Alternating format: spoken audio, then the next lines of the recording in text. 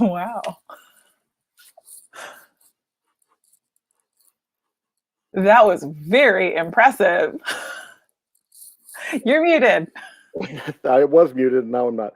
That is what spending a day on Fiverr got me. So I'm very happy. That's our animated intro. I thought we were making more videos. We should make it look professional and like we have an intro, and so we did. But I want to welcome everybody again. It is our monthly book club / book review with John and Vivian. My name is John Marcotte. I am the founder of Heroic Girls, an organization dedicated to improving representation for girls and women in media. And with me is Vivian. Vivian, do you want to tell people about yourself? Hi, I'm Vivian. I'm a Walt Disney Imagineer and an artist and a sister. And I'm John's longtime friend and co-host. There you go. And the book that we're talking about today is one of my personal favorites. I love it. It is Goldie Vance. It is purportedly a book for kids, but I'm going to be honest. I started buying this for Heroic Girls because, I said, and I had children that were of the right age to read this kind of material, and they had just zero interest. They didn't care at all. And I have bought it. I have like 4 volumes of this sitting on my bookshelf right now because I love Goldie Vance. I think it's such a fun book. It's one of my favorites to recommend for kids, especially girls. And so, yeah, let's dig into Goldie Vance. I'll sum up the plot here just a little bit. I'll get the setup, I guess. Goldie is a 16-year-old girl living in South Florida during the 1960s. She works as a hotel detective, which is completely not her job. She is supposed to be the valet at the hotel, but she likes solving crimes, so she keeps elbowing in and becoming a detective when no one asked her to. She is just uber competent at everything. And in this particular book, there's this whole mystery surrounding a stolen necklace, which morphs into a spy thriller at some point and a kidnapping case. And it is a very manic and kind of a fun way book in that it jumps around from, plot to plot, quickly pivoting and turning into a different kind of story. There are street races, there are fights with spies and kidnappings and all sorts of exciting stuff going on here. But what I wanted to start with, actually, though, that I thought would be good is the art, because that is the first thing that drew me to this book. It's Brittney Williams doing art. And since you are just so much better, if I try to draw Batman, people would say that's a great potato. So I'm going to have you take the lead on art. What did you think of Brittney Williams' art on this book? I absolutely loved it. It's so expressive. She's so amazing in what she does. I did do a little bit of internet stalking. I now follow her on Instagram so I can see all of everything that she's working on right now. And unsurprisingly, she has a background in storyboarding. She's worked at every major animation studio in some capacity, Disney, DreamWorks, Tedmouse, you name it. Seems like she's currently at Netflix, which of course is doing amazing things in animation. So all I can hope for right now, fingers crossed, is that she maybe can get her own show, and sort of and drive a little bit, because she's done such great work with, DC characters, Warner, and, all the even like DC superhero girls. So I mean, I would love to see more of what she has in her own mind as a creator. Of course, this was written by somebody else, and Brittney is the illustrator. Right. So yeah, I'm just so excited by the prospect of her and what else is to come in the world of Goldie Vance, but also possibly maybe a Goldie Vance show. A show would be amazing. I would love a Goldie Vance show. That would be completely amazing. I advocate for this thing all the time. In fact, I believe there was some rumors on the internet that it was getting picked up as such, but I haven't heard anything in a while, so I'm just going to be delightfully surprised if it all of a sudden pops up on the big screen. There's this, and Lumberjanes, and Moon Girl, and Double Dinosaur that have all been picked up, and I know they're close with Moon Girl and Double Dinosaur, but the other two I haven't heard as much about recently. Yeah, I mean, if we're going to do some doubling back on past episodes, so Blue Sky Studios, which was meant to be producing the Nimona Hmm. film has been closed, but I do know that there was some significant progress being made on that film. So I'm hoping that Right. whatever form that it is in, it can be, Yeah. continued maybe at another studio. I think that's just a great story to have out in the world. I think this one, Yeah. I would love a, Perry Mason style, long form series to Yeah. really, because it's each case, like this one case deserves each individual, beat. It Right. earns every single beat, like you Yes, were it does. saying, because of the escalation of, the storyline where it's like, oh, maybe Right. there's a stolen necklace and woo, the story really picks up and it takes you to so many different set pieces. Yeah. And Brittney fleshes the world out so well. She does. And for me, the things I noticed is that she's very distinctly feminine. I mean, the art feels feminine to me. It doesn't feel, you look at that and you go, a dude did not draw that, which of course could have happened, but it does kind of give that effect. Um, I liked the level of cartooning she did. That her characters are not so. She's not going for realistic. It's not like this is as well as she can draw. This is where she wanted to land as far as cartoon characters. Her design sense in this thing is just spectacular. Doing that place and setting. The South Florida vibe. They're in a hotel vibe. She transmitted the idea of location really well with her art. And I wanted to mention actually an artist we didn't mention, which is, I'm going to make sure I get her name right, Sarah Stern, who did the colors on this book.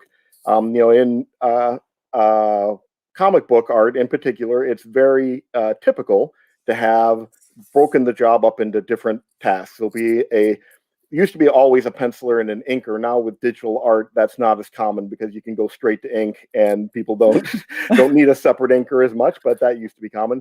And then a separate process was the colorist. And it's because the job is so demanding. You have to get 32 pages of comic book out the door every single month, and that's a lot of work. So Mm, someone else did the coloring on this book, and I thought the color palette in this again transmitted that idea of the 1960s of South Florida. It's just a gorgeous to look at book. It's really fun. Every page is kind of just pretty, and I really liked that about the book. yeah. Yeah, and I so mean, go ahead. the that what you're describing right now, that sort of resort feeling, having Yeah, spent a significant amount of time at various Florida resorts, it was almost uncanny. Again, it's also the world building, right, is so great. yeah, With who is, she's the character, she and her father and her right, immediate friends, they're the stationary characters, and everyone else around them is a little bit transient, right? So these are the right. people coming in and out. I love the interior design of everything. And of course, that goes hand in hand with the color and how well all the color reads with the architecture. But even at her mother's club, Yeah, which is kind of an under the sea theme where her mother is a right. mermaid, The Mermaid the Club. Yeah, the seats are shells, and everything's round like bubbles, like right. the designer in me of interior spaces is like, oh wow, that's totally something that you would see in sort of a resort town, right? They're trying to pull all these sort of kitschy things together to Right. really sell this idea. So I really like these clamshell seats that she designed here, and how Uh, round everything was. yeah, for that space, it's really good. And we brought up her mother, and well, let's give props to the other half of the creative duo here, which is Hope Larson, the writer. Mhm. Hope has done a just a slew of great independent comics featuring female protagonists. Who is AC comes to mind, and I'm going to blank on other titles because I just put myself on the spot. But she's great. She also Hope was also responsible for reinventing Batgirl a few years ago. Mm.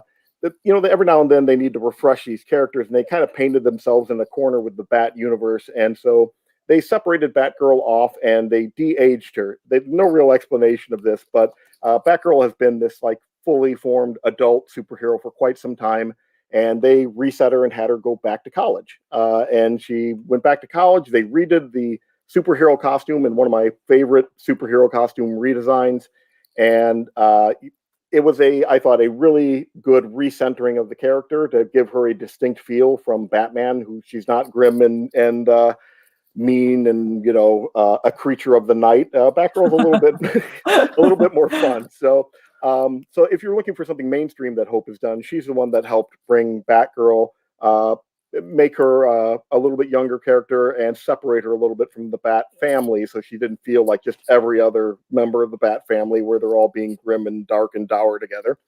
Um, we got to give her credit for the pacing. I mean, the book, we mentioned it in passing. So much happens in this. You're just constantly moving, and that's a tough thing to do and not make you feel lost or make and have it all make sense. And she does. She manages to make it all hang together. And yeah, so I don't know. She's also married to Brian Lee O'Malley, the guy who created Scott Pilgrim, which is my favorite book. So I'm going to mention that in passing, but I do not want. She is not Mrs. O'Malley. She's Hope Larson. She's a fantastic writer in her own right. They're one of the power couples in comics, like Kelly Sue DeConnick and Matt Fraction are another one. There are a couple of people that have gotten married in the industry that they're like their own studio. They're just pumping out great work from both members, and she's one of them. We had mentioned something about the setting, and I noticed something that I thought was fun. The hotel resort she's at is the Crossed Palms Resort, and the Crossed Palms are from It's a Mad, Mad, Mad, Mad World, the 1960s madcap action comedy. The treasure was buried underneath the Crossed Palms, and so that was where they had to find the treasure at the end of it.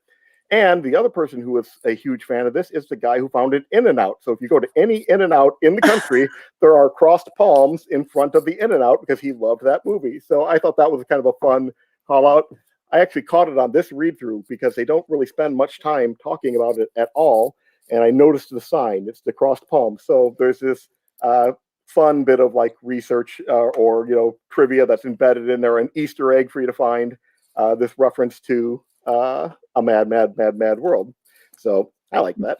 You just blew my mind because I got as far as In-N-Out and was like, I guess they really like In-N-Out. I didn't realize that In-N-Out was in and of itself referencing something else. So that's so awesome. I love that. And it's would have been, It's a Mad, Mad, Mad, Mad World was contemporaneously released and would have been in the same type of setting where it's this kind of fun 60s kitschy vibe, which, it really thematically it feels very related to what they were doing there.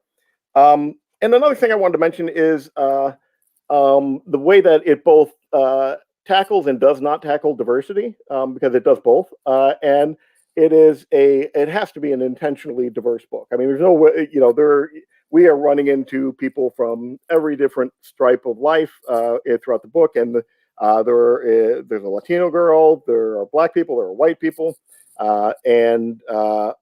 It in a way that the 1960s really were not integrated at all. This book is, and the way they don't address it is that it is not a preachy book. It isn't one where they're trying to tackle some deep social issues. It's just existing, which I think is great. And and Goldie herself, her mom is white and her dad is Black, which not made an issue of it all. You just have to pay attention to notice that fact. And it is racism does not apparently exist in this world, which I am perfectly fine with. That if that doesn't happen. So I just thought that was kind of an interesting thing. If you're looking for good, solid representation, and it really reminds me of, I haven't been to Florida as much as you have, but it is kind of what you see when you go to Florida. There are people from every different corner of the world are walking around Florida, and you kind of felt that in the book. She lives in a world that is fully realized, that is not, a Tim Burton movie where you're like, does anybody exist in the world but white people? But Samuel L. Jackson in Miss Peregrine was the first Black person that had shown up in a Tim Burton movie. Oh, I guess what's his face? Harvey Dent in Batman. Lando Calrissian there. Billy D. Williams. Billy D. Williams was he had like a half a line. So yeah, I was like, if you're going to count that, then you have to count like Oogie Boogie, Fair enough. Like an actual character. I mean, I actually, there's a part of me that loves this because representation is so important, and because it's trying to do something specific, and it does that specific thing amazingly. Right. It's giving you a whodunit. It's basically a super colorful noir, right? Right. It's a noir that all ages can get into. And, it's crime solving, problem solving. without cell phones, right? Without all Right. these types of gadgets that, a 16-year-old these days would have access to. So I feel like by bringing it into the past, it Right. makes all of her problem solving super tactile. Right. And then, of course, what you do is once you go too far into the past, now, our adult brains are going to start thinking like, oh, were there still anti-miscegenation laws in Florida at the time? Yes, there I were. almost thought of looking that up actually because it occurred to me, but I decided to just let it set. Like, that's going to make me sad. Yeah, I mean, Yeah. she would not have been able to have been born and exist in the life that she was leading. No. There was a number of things that happened that, I kept seeing there's a little sign in the corner of the room that clarifies that it's February in 1963. Right. And in my mind, I'm like, 1963. And it sort of puts everything through a lens to tell you that this is a very specific world and this is a very specific universe. Yeah, it's right up Yeah. there on top of the cabinet. Um, and it's telling you what's in the world and what's not in the world and what you can expect. And what you can expect: Russian spies, Cold War, James Bond, Right. noir. What you're not going to expect, deep issues with segregation, Right. problems with people who are mixed race, a black husband with a white wife, and Right. she has a mixed race child and she's living in divorce and flourishing.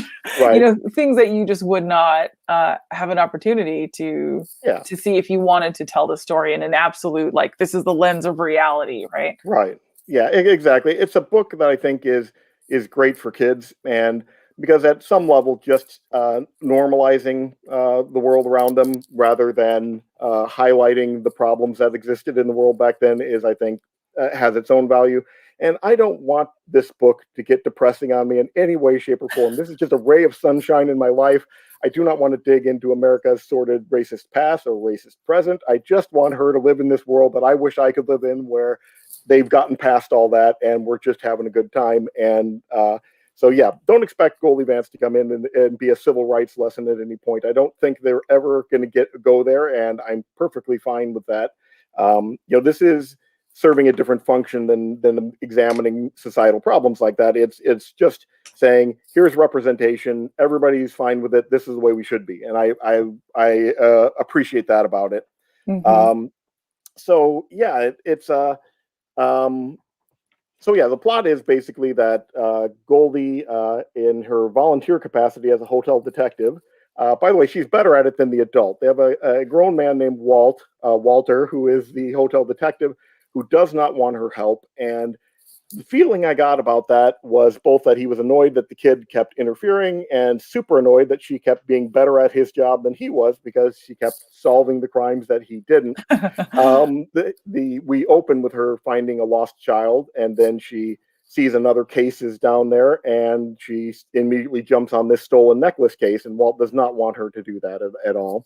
But it was pretty impressive because she's tagging along with them, although he's told her to go away basically at this point, but she's following around.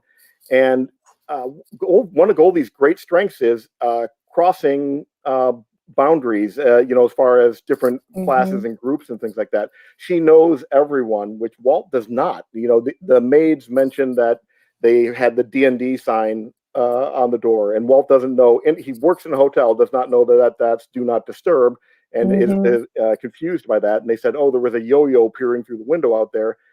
Walt doesn't know that in hotel lingo, I didn't know this, but is a window washer because they go up and down on the string. I went, okay, that makes sense. And so Goldie does that. I don't think there is hardly a place that she goes in this book where she doesn't know someone by first name. She just knows everybody in town and has this kind of encyclopedic resources around there. It was a bit difficult the first read through to keep track of all the characters because she keeps meeting new people, and Yeah. like, okay, you don't know which one of these are going to be important to the story or not. So, I'm keeping my running list, and I'm like have 20 people's names written down because she addresses everybody by their first name. Yeah. Uh, but yeah, she's great. Oh, there's our yo-yo. I think that's cool. I'm always going to remember that. I learned that from Goldie Vance that window washers are known as yo-yos. Um, so I thought that was really cool. And she is you know, I thought of it as kind of a you mentioned noir. I think it absolutely fits in that world, except without the dark and depression. It's like a happier Veronica Mars, you know, which is also a noir Yes. teenager set book, and Hmm. um, and or maybe an updated Nancy Drew. You know, that would be another way of describing the Nancy Drew is pretty freaking dated. And if you ever find like the old copies, it was racist as heck and everything. They kept re-editing the same stories and like going, oh, she doesn't smoke anymore. Let's go fix that. And we probably shouldn't show that all the black people are servile. Let's cut that stuff out. And so you end up with this. Nancy Drew used to like drink and smoke and drive a convertible, and so I was actually kind of sad that all What? that, but it was also, you know, written in the 1930s, and there was a lot of racism and things that were in there that they also cut out. So I think Nancy Drew has become kind of safe, and you know, Goldie's very safe too, but in a different way. I feel like Goldie has a more interesting plot going on, a more dynamic set of relationships and everything. Whereas, and we're not talking about race, but Nancy's kind of vanilla. She's a blank sheet of paper compared to Goldie, who has a lot going on. I want to be Yeah. Goldie when I grow up. I mean, she can solve crime. She's super intuitive and sees patterns and things that other people don't. She's 16 years old and evidently an expert race car driver, which, you know, that would be a skill I'd like to pick up. She just there doesn't seem to be anything that she can't do in this book. She manages to beat up like this giant Russian goon at one point and free a kidnapping hostage. And you know, I think you could probably describe her as a Mary Sue type character, but you know, the idea of a Mary Sue, the person who can do everything. And a lot of times, misogynists use that to describe any female that's capable in any movie. They Mm, said that a lot about Rey in Star Wars, ignoring right. the fact that Luke also went from, you know, being on the farm to destroying the Death Star in the same movie. Uh, Basically the same type of character arc, but with Luke it was fine, but with her, so Yeah, I mean, I think the thing about her being able to do all these things is, I think the thing that keeps her from being a Mary Sue type character is that you see from other characters' perspectives that she can be grating, yeah, right? You can see that this hotel detective, Tui, that he's frustrated with her, right? yeah, And I think for people who don't have a strong of a personality, so you know, if you think Nancy Drew is like like she's like this empty vessel that like, oh, I'm going to go on, like as the reader, you solve the crime with Nancy Drew. right, If you're introverted, I think there's a lot of things that Goldie does that would make an introvert deeply uncomfortable, right? yes, So yes, someone saying, you know, beat it, get out of here, or some people talking down to her, even even Skunk asking her for her name and her saying no, yeah, right? The like rules of politeness, rules that people would expect her to follow, she just doesn't do any of that stuff. She has no, such a strong personality. And I did read ahead a little bit into volume two, hmm, and they do address how that could negatively affect her relationships, right? If she doesn't respect boundaries and if right, her personality is so strong, she can overtake the people around her. And that's such an interesting way to look at. Oftentimes, I feel like, you know, a boisterous main character is always rewarded. If you think of like Anna from Frozen, right, Anna from Frozen. yes, Uh, she is so boisterous, and that's never really addressed the fact that like her sister is very introverted, she is very extroverted, right, and for some reason the solution is for Elsa to become more extroverted. Now she's fixed, right? right, right, But I think Goldie is a much better representation of someone who has this huge personality, and you know, whether or not she sees the discomfort she causes in other people and perseveres regardless, or if she's just so like, I'm gonna solve this crime that she doesn't even notice it. Like it's such a great device to sort of show the push and pull of her character, that she can have this like great heart and these great intentions, and then you know, maybe Tui does feel a little bit bad sometimes, right? Like he clearly has like a he's a very sensitive guy, you know, and yeah. then you know he's just kind of muttering off to himself that he's like, and she's just not listening to him, right? And so I think it's such a great personality for her. I think a parallel might be with not full, but Sherlock Holmes in the recent reboot, in that she is frustrated by the world around her, that other people can't see the things that she sees and see the logic of things. And, she has a self assurance that is, I would say, borders with and crosses over sometimes into arrogance. She always feels she's right, and she keeps getting that validation that she is right. So it never comes to bite her in the butt. Although, as you mentioned in volume 2, it does a little bit. And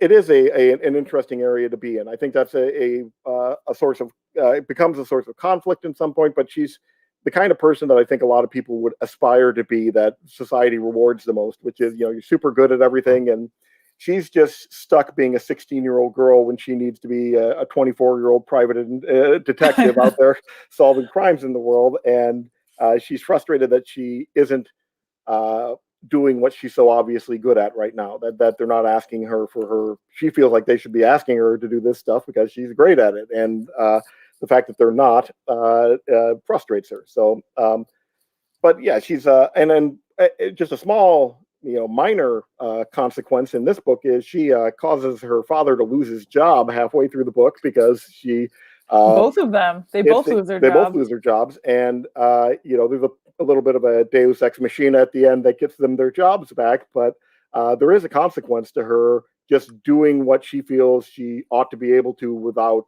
considering the real world rules that are govern that situation. She steals a car, and yeah, I was going to say, when you say the real world rules, as in grand larceny, what is it, Grand Theft Auto? She gets in 2 different races, or one's a race and one's a car chase, and both times she has stolen someone else's car to do that. And there are perfectly valid reasons for her to do that, but that's just the rule that anybody would have to follow. You can't steal someone else's car just because you need it. That is Goldie does not follow that logic at all. She needed the car, so she did. And so yeah, I think we do see hints of consequence from her actions here, but they had to establish the premise.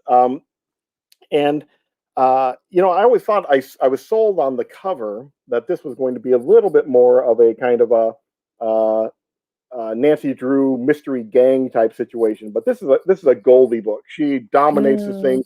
But the fact she is not really partnering up or using friends to help solve the crime at all. She is a one-woman detective agency that's figuring out all this stuff on her own.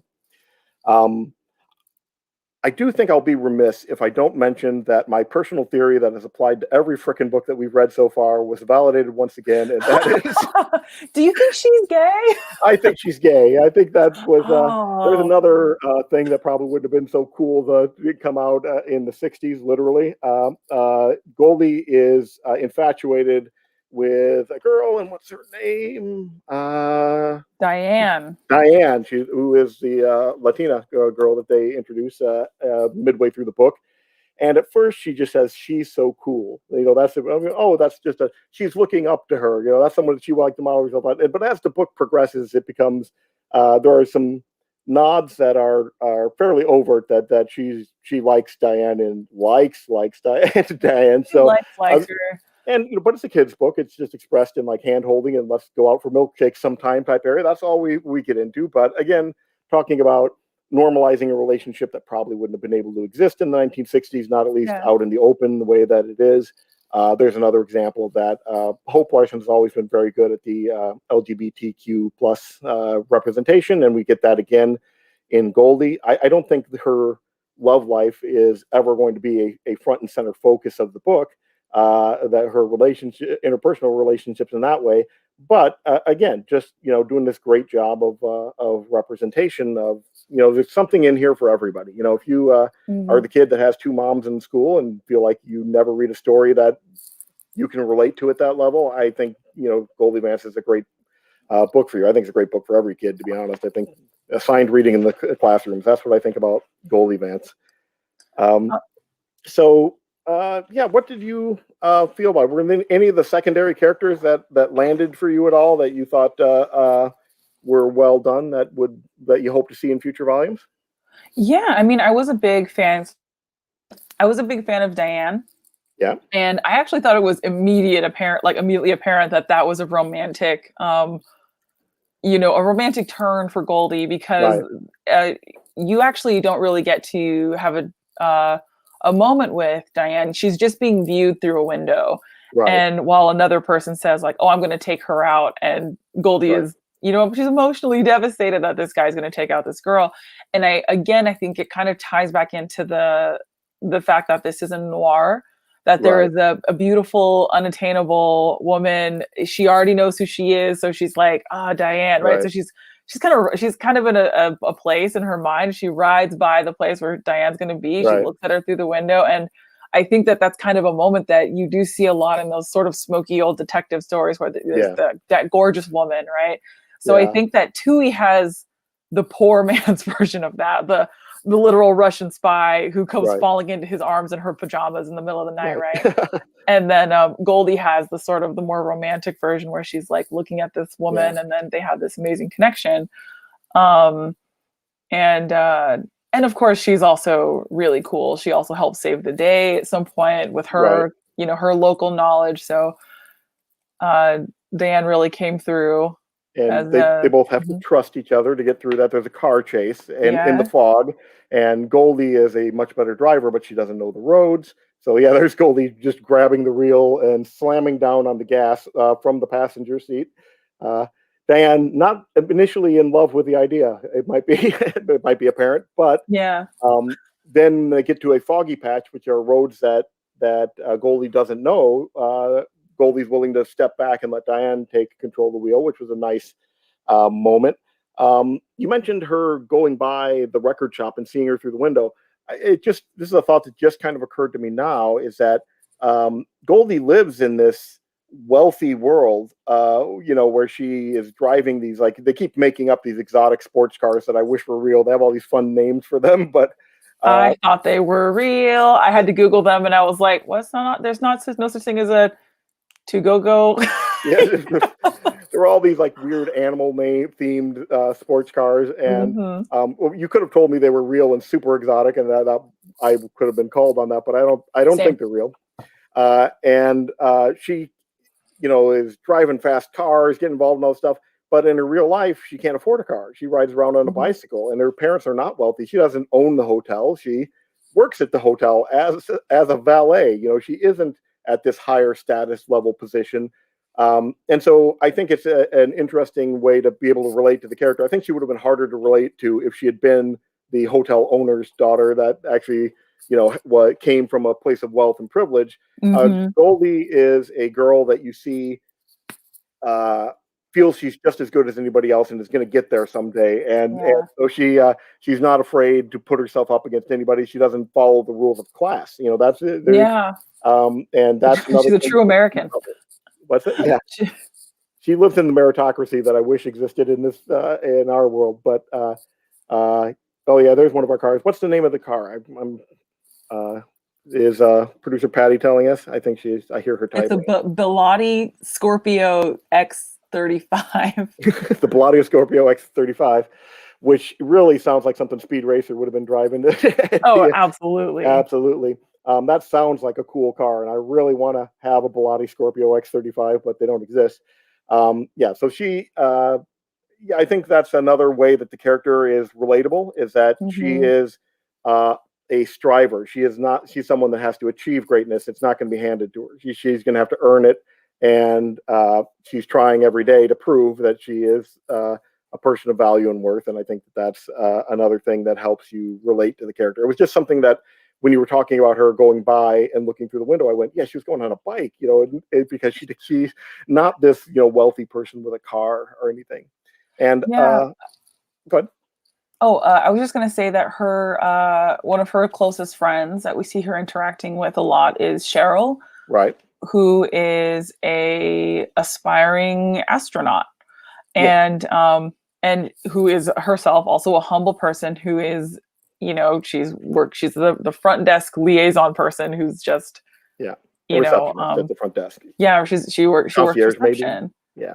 Maybe, yeah, maybe concierge. So there are these working class touch bases. Also, when she steals the car the first time, knows precisely where the drag races are. Right. So kind of the way you were describing her as this cat about town where she knows everybody. She'll ride her bike into uh I don't even know if I want to call it like a shady side of town, but when they show the record store in like kind of the wide establishing shot, I do remember they specifically sort of had included this alleyway with some trash in it. So it was like, Right.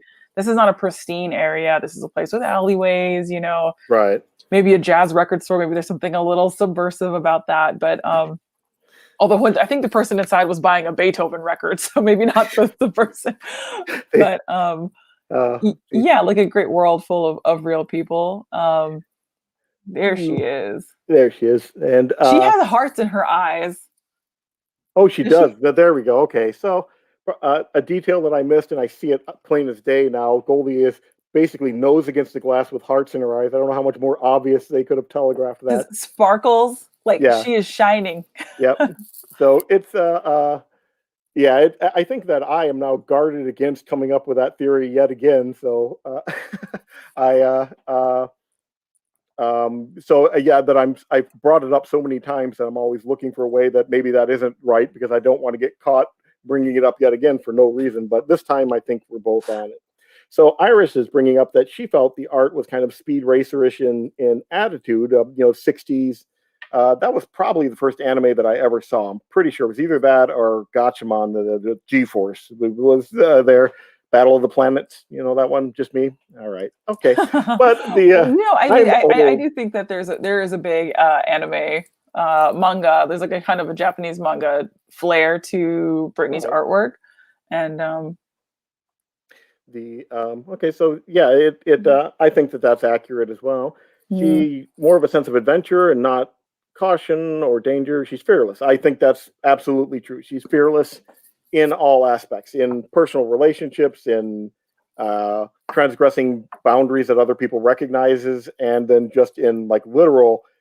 She found the guy kidnapped in a hotel with this giant hulking Russian goon in there, and instead of going to get somebody, she takes it on herself. She takes him out with a pot of hot coffee from the service tray and frees the guy, and then goes and gets in a car chase with him.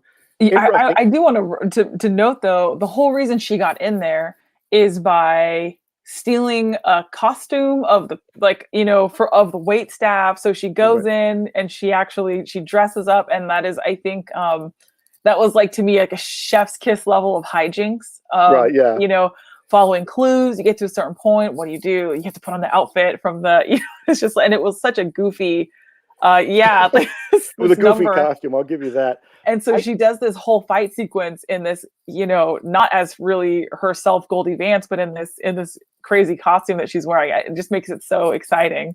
And you could also see that although she subverts in her personal relationship, she ignores like classism and things like that. She doesn't feel those boundaries exist for her. She's full aware they exist for other people, because she mentions the reason this is going to work is no one ever pays any attention to the service staff. She Mm-hmm. can get into the room by pretending to be service staff because they're ignored. And so she's aware of those boundaries exist. She just chooses to not place them in her life. And Yeah. I did want to mention about a couple things about Cheryl wanting to be an astronaut. Number one, I think, again, fantastic use of South Florida as a location, because that's where Cape Canaveral is. That's where the NASA was basing the space program out in the 60s. It's why I Dream of Jeannie also takes place in South Florida, because Tony was an astronaut in the space program.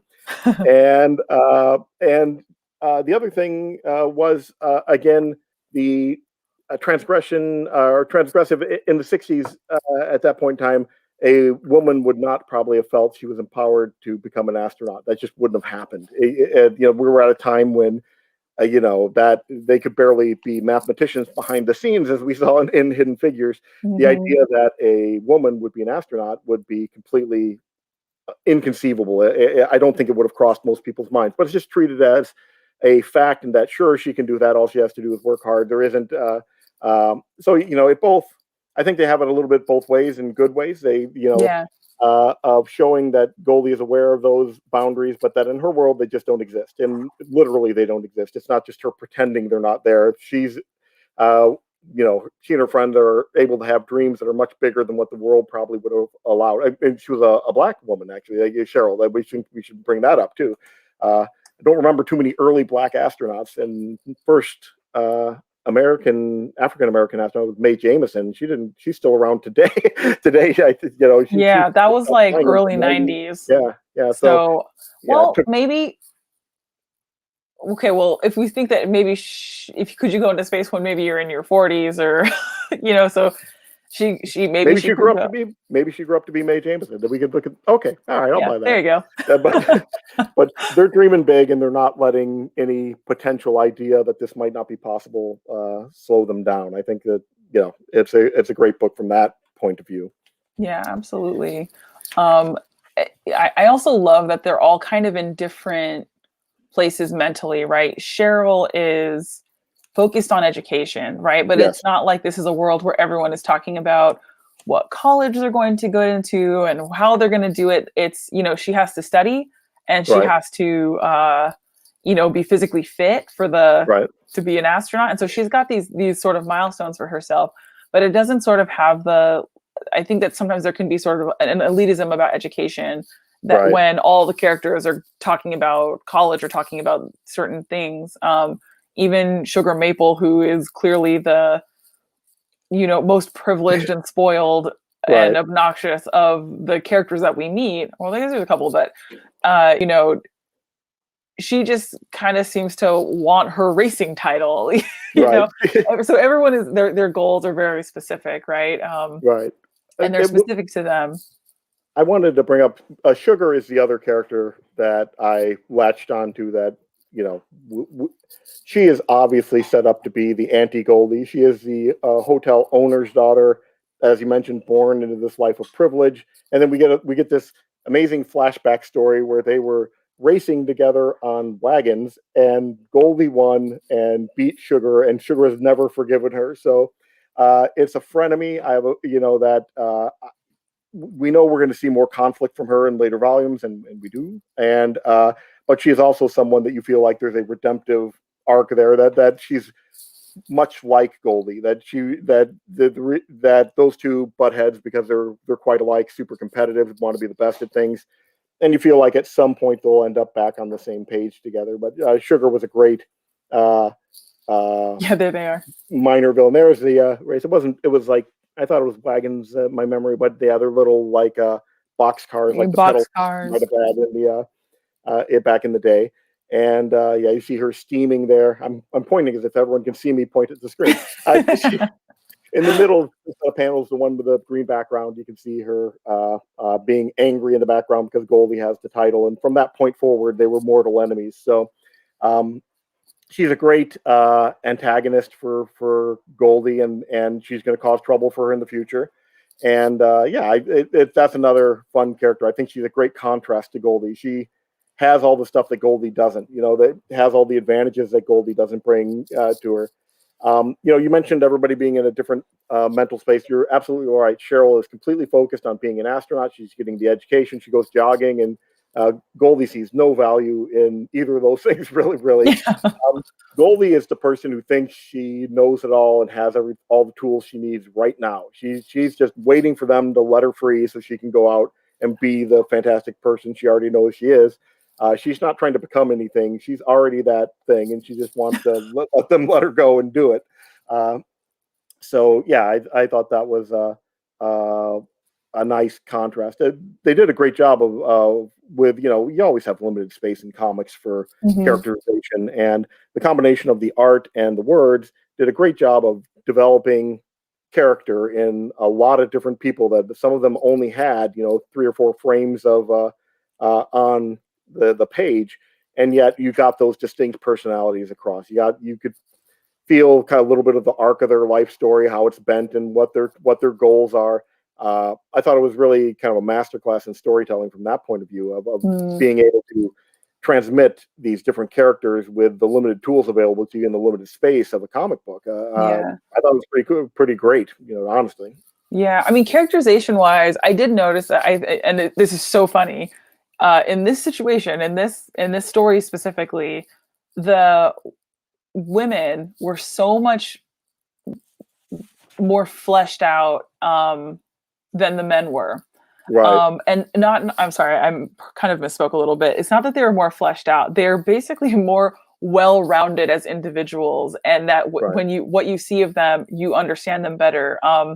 Right. You know, I don't want to call Tui an incel, but he kind of has this sort of like, he's really, really down on himself, Yeah. and to the point where he even makes negative comments about uh I think it was the window washer, the yo-yo, that he's like, Right. well, he's so handsome, he's never Yeah. had to do anything in his life to get, and it's like, Right. you're the person who sits in an office and he's the guy that's washing the window, and yet Right. somehow you're so down on yourself that, you know, you're gonna say that he's the Yeah. one that like has it all, right? Right. The So window washer.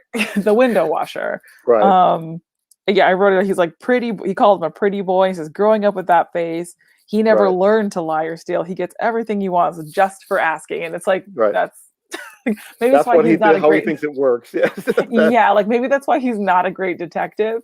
right. And then also Rob, who has a crush on Cheryl. So Rob is one of Goldie's he is her coworker in the valet area, Right. and he also seems very hapless. He is Yeah. steals a necklace, loses it in a drag race, Right. still doesn't have the courage to ask out Rob, and you know that As the a only Cheryl. to ask out Cheryl. Yeah, so that the only reason they end up getting together at all is because of Goldie. Like Goldie. Goldie's the one who's initiating all this, and Yeah, that's another thing that Goldie is perfect at. She sees the potential in the relationship and nudges both of them. Actually, uh, pushes them both into a direction. She tells Rob the kind of thing that Cheryl would like, and mhm. she basically tells Cheryl, "Hey, look at Rob over there. He's I think he's interested in you." And so Yeah, she's working behind the scenes, doing a little Emma, pulling the strings, trying to get little everybody, Emma. a little Emma, with a little bit more success. Yeah, And Yeah, so yeah, that's I do agree with you. I think part of it is that we're seeing the world through Goldie's eyes. I mean, we're definitely Team Goldie in this book. We're mhm. and her world has a lot of her rivals and her love interests. Everything in her world revolves around girls and women. So it just we end up all her best friends are women, and the people she's interested in romantically are women. And yeah, the guys, you're right. I didn't think about it, but they're all pretty hapless at least in this book. Uh, Walt there is not particularly savvy at being a detective. Uh, Ludwig is that's his name, isn't it? uh The Dieter. kidnapping. Dieter Ludwig. Yeah, Yeah, he's he gets kidnapped. he gets kidnapped, which isn't really um doesn't put him in the best light. yeah, Goldie Even outright accuses Mr. Maple, her boss and owner of the establishment that she works in, that he doesn't know how to do his job. Like she just yeah, calls him out that he's, he's what is it, incompetent. um he doesn't know what happens in the day-to-day operation of the business, exactly. because she basically tells him to his face that that she knows more about the hotel than he does, and she's right, but that, again, not recognizing the boundaries of the world, that there might be real world consequence here. uh, she, a 16-year-old valet gets up in his face and tells him he doesn't know what he's doing, which costs him his job. By the way, that's Sugar pulling the strings behind the scene to get Goldie into trouble. Goldie had gotten away with it completely, but Sugar was mad that Goldie had they were offset a little bit, but had stolen the racing championship away from her again. Sugar was also engaging in those drag races, and she found out that Goldie was the new champion. She knew her by description, and that Goldie did not have a car, so she was able to piece it together that Goldie had basically stolen a guest car to go and enter a drag race, and ratted her out. So yeah, I do think Sugar's fulfilling the role of a Cordelia on the early episodes of Buffy, and that she's kind of the mean girl that is trying to put her down all the time. And but I do feel that there might be a redemptive arc for Sugar someplace in the future. She's a fun character, be kind of a fly in the ointment. Otherwise, Goldie's life would be a little too perfect if she didn't have somebody like Sugar out there calling her on her stuff and actively trying to ground her a little bit. I think she would be a little bit more boring. I think having her as an antagonist really helped.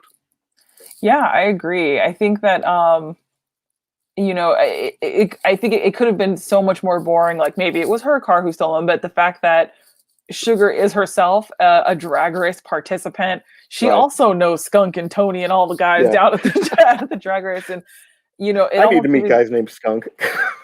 I I want to live a life where I know guys named Skunk. so this was something that I asked producer Patty to pull for me. Skunk looks exactly like an anime character named Blackjack. Um, I don't think that skunks, the way that we see them, Oh yeah. exist in Japan. So I Yeah. don't think he was designed after a skunk, but clearly Skunk in the comics was designed after a skunk. And when I saw that, I started laughing so hard because he is a master surgeon and also kind of a detective. But Right. the whole point of his cartoon is that he is a doctor and an amazing surgeon. Right. Um, I think and I've seen so an episode of that actually. Now that I saw the character on there, because yeah, but I wouldn't have put that together. That took you. I was like, wow, look at Skunk. Maybe he's a surgeon because everyone else had seemed to have so much going on in their lives.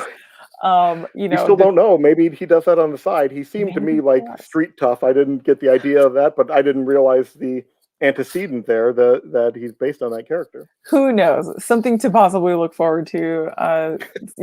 How Skunk gets into medical school. Yeah. Um, but yeah, Skunk was an interesting character. In my like list of the male characters that I'm keeping in my head right now that sort of end up on the, you know, uh, not getting what they want or kind of coming off a little bit hapless. He is so confident that he's going to win that he doesn't understand her car as well as she understands her car, right? So again, Right. she has outthought him, she has outdriven him. She out finessed him. He just wanted to Mhm. put the foot hard Pedal down to on the the gas metal. pedal the whole time. And when you're going into a turn on a road that maybe not designed for that, he didn't realize that might have been a tactical mistake.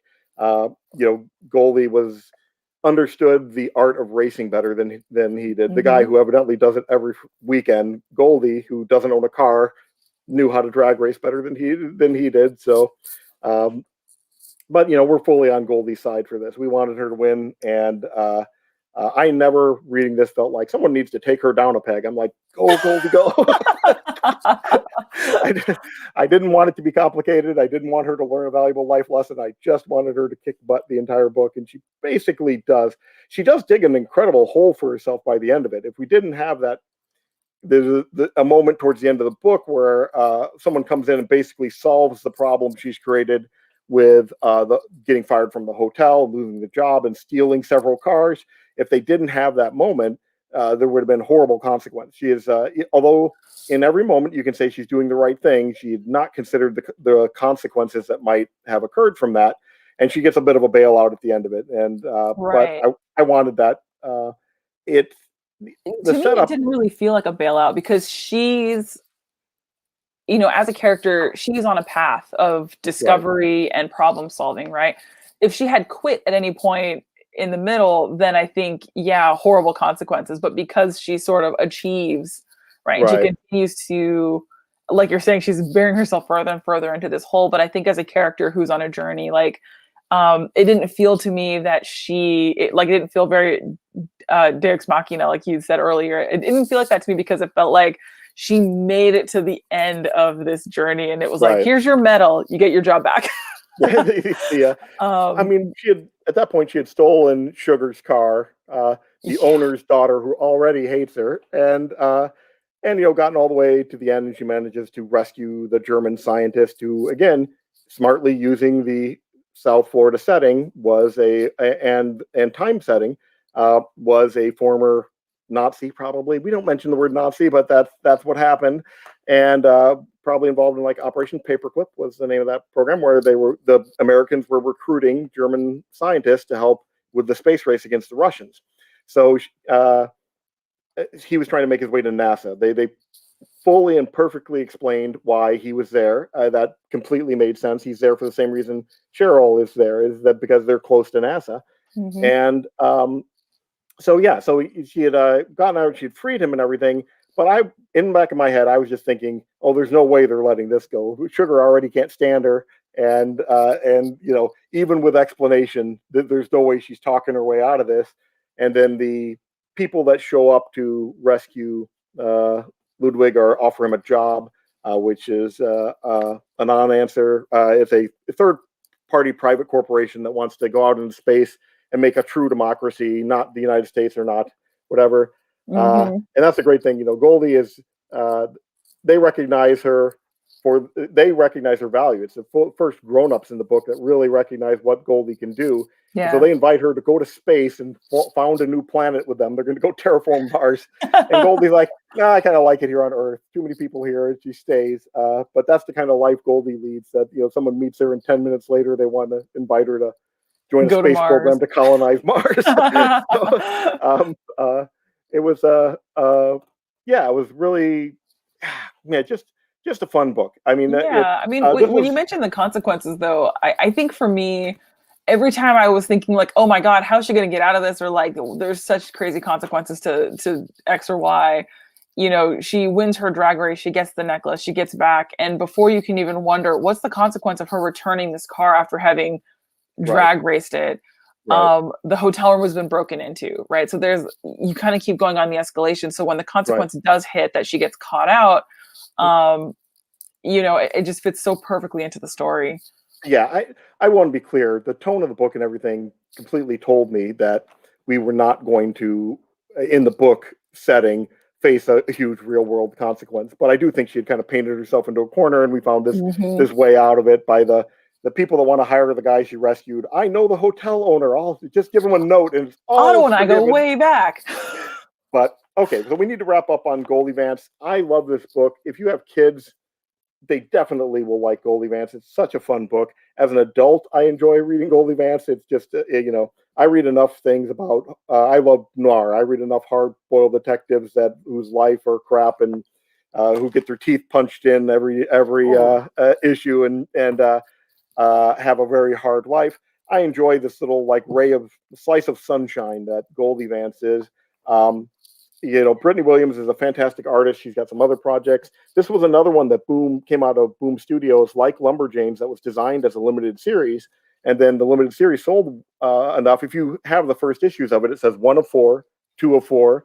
And then by the time they got to 4 of 4, it just kept going. And nobody mentioned the fact there were only supposed to be 4 issues anymore. Even the original story arc, I think, expanded to 6. They were probably going to land it in 4. And so by the time they got to 4, they knew that they were going to keep going. And it's a super fun book, super great character designs, fantastic female protagonist, just a good book for kids. And as an adult, I enjoyed it too, even though it's probably written a little young. I liked it a lot, and I do hope that, as Iris was advocating for, and I think you and I both agree, this would make a fantastic television show. I think it's more of a TV show than a movie because of the episodic nature of it. And it's like the Love Boat or the Starship Enterprise, in that in those things, the vehicle travels around and new people get on all the time. But here, they stay in the same place, and because it's a hotel, new people are always coming into the picture. There's always somebody new and different entering the scene of the hotel that they can interact with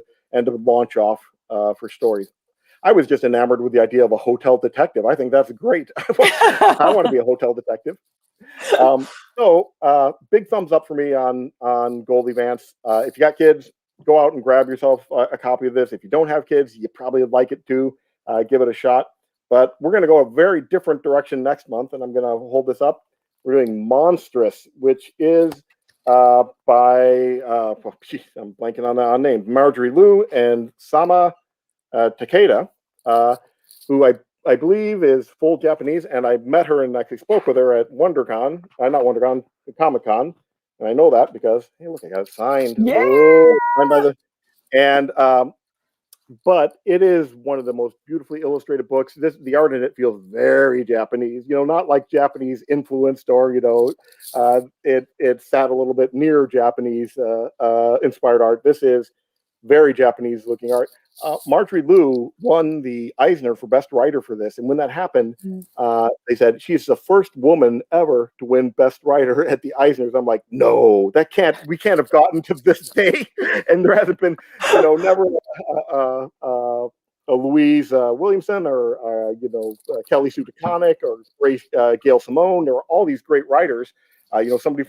But as far as Best Writer, the big award, never has a woman won Best Writer until Monstrous, which I think there were some prejudices at play because I fully believe there were some great female writers that should have won. Yeah. So we're going to do Monstrous next week. It's very, very dark and lush and dense as far as a book is concerned. There's a lot of information being transmitted by art and by story. So don't put this off and read it the morning of. That's not going to work for you. You got to read it early. I'd like to thank everybody for stopping by. Vivian, thank you so much for lending your expertise. And as always, you think of stuff that I don't, and I love that. And it, it's like a Jerry Maguire. You complete me. You know that. I really enjoy your insight, and I'm glad that you're willing to do this with us every month. So, all right. Thanks, everybody. It's going to be March 21st next month. We're going to read Monstrous. We will be here, same bat time, same bat channel. Goodbye, everybody. Bye.